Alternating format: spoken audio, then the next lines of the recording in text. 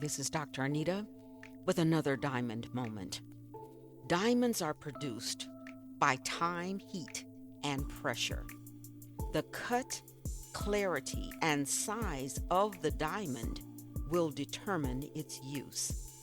The use of the stone adds to its value. What pressure have you been under? What is the cut of your personality? Do you have a clear perspective of who you are? Does that perspective line up with where you want to go? How you use your gift determines its worth. Now it's time to redefine the previous steps of your process. We've been talking about moving out of the box, and I do want to move forward in some of the things that we were talking about previously. Moving out of a box of limitation, moving out of the box of fear, moving out of a box of stagnation that has held you captive. When we look at fear, when we look at reverential fear, fear that says, I respect that, I respectfully recognize that there's something that you hold, and in that I respect you, and I'm fearful in terms of the way that I come at you. We see that with dignitaries. If there's someone that you've ever recognized in your life that was important to you, that maybe gave you an understanding that you didn't have previously, allowed you to see something within yourself or the world around you that you hadn't seen previously, you might respect that person. So you might change a little bit of the way that you use the words that you speak. You might clean up your language a little bit. You might try to put your best foot forward as it relates to that person. That's a respectful fear. I want them to view me. With value. So therefore, the way that I express myself around them may be a little different from the way that I respect myself with my peer group. Then there is the I'm afraid. I'm afraid of you. We talked about that in terms of the way that jealousy and envy enter in when we're afraid. We're afraid that there won't be enough for us. We're afraid that if you get it, then I won't get it. If there's only one promotion available and that promotion goes to you and I don't get it, then I am fearful of you because we're in competition with one another. I would seek to even look at it from another perspective. Because what is for you is for you. What's for that other person is for them. And if that which I deem to be greater than me has determined that's not the thing for me, then wonderful. Because if I thought that was great, what is for me is truly great because I'll be able to walk in it with ease. I won't have to worry about the way that I'm being perceived. I can just be myself to its fullest. There's a power in being able to express yourself as you are, of being able to just be who you are and not fearful of anyone or anything. We talked previously about the fact that there are some people who are fearful that someone is going to take their place, not having realized that the uniqueness of who you are guarantees you a spot.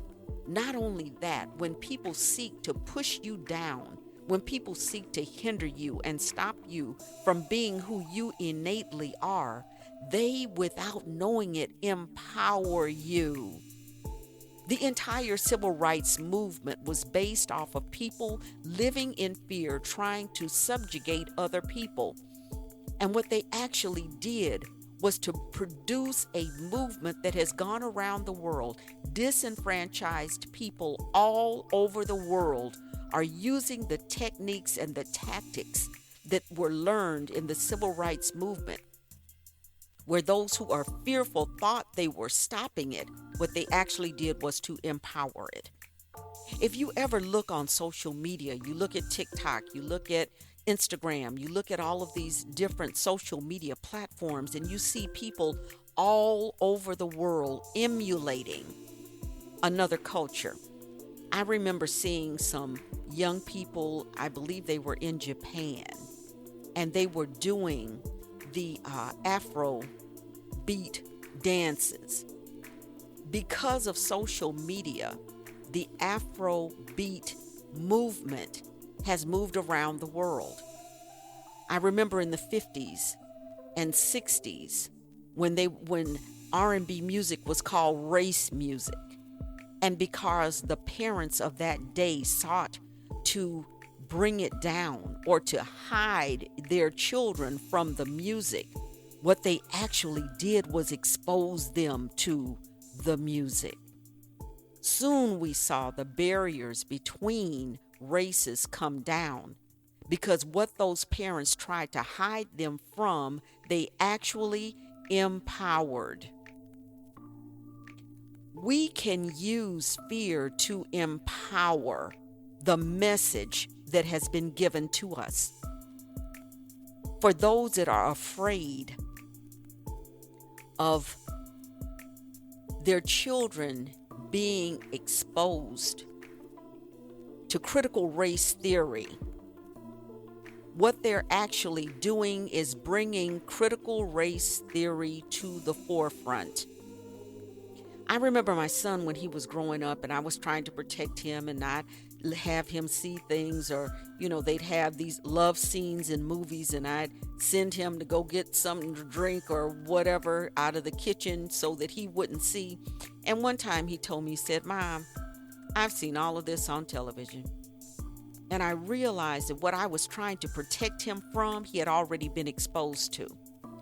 When we look at critical race theory, which was a graduate study in law school of the inequities of our society, and we critically evaluate why people are afraid of that, we come to realize because on a legal level, things can be changed.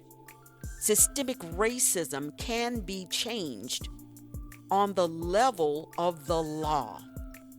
So if we hinder people from finding out about that, those who are fearful believe that they'll be able to remain in power.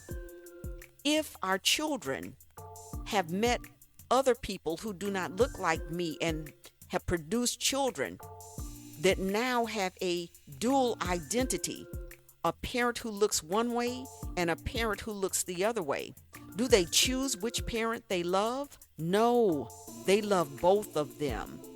And when those children see their parents being disenfranchised and they have a voice to do something about it, they do it on a legal level.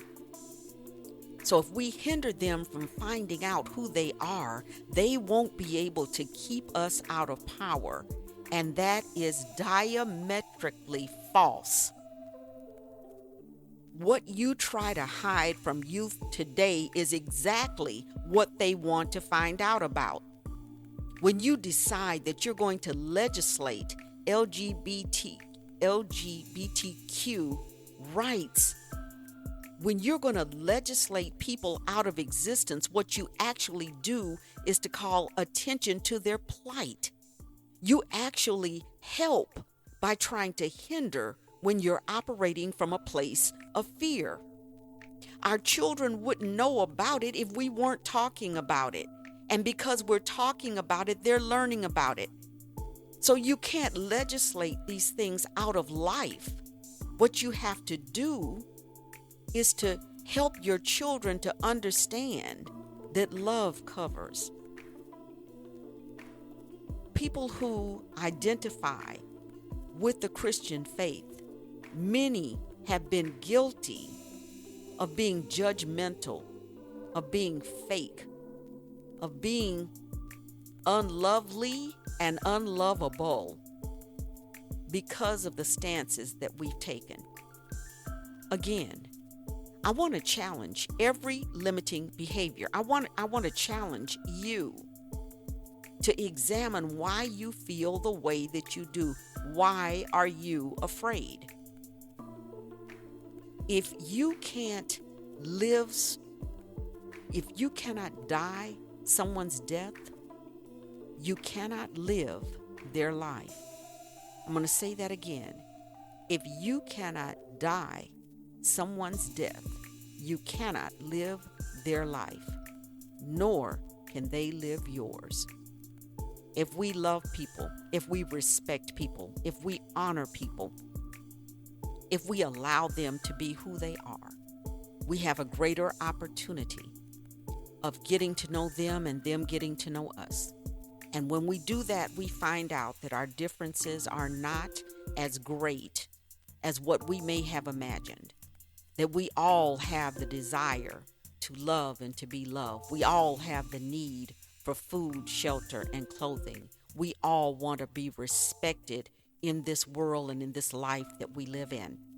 We all have the right to live our lives the way we feel that we should live it. And it doesn't matter if I agree or if my neighbor agrees.